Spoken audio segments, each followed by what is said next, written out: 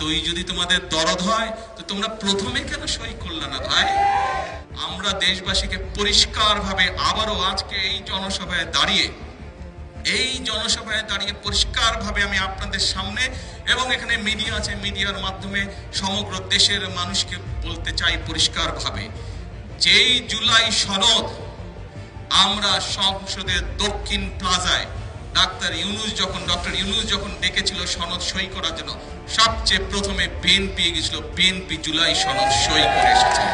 কাজেই যেই জুলাই সনদ বিএনপি সই করে এসেছে, সেই জুলাই সনদের প্রত্যেকটি অক্ষর, প্রত্যেকটি শব্দ, প্রত্যেকটি লাইন ইনশাল্লাহ আমরা বাস্তবায়ন করব।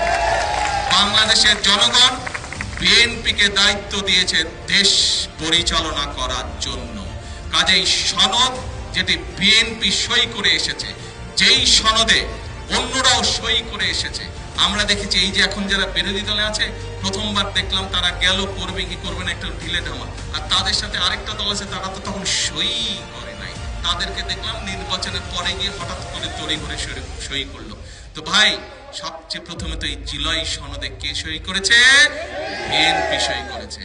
যারা নির্বাচনের পরে গিয়ে সই করলো, কিন্তু জুলাই আন্দোলনে যারা জুলাই সনদের জন্য তারা গলা ফাটায় ফেলে, তাদেরকে তো আমরা প্রশ্ন করতে পারি, এতই যদি তোমাদের দরদ হয় তো তোমরা প্রথমে কেন সই করলে না ভাই?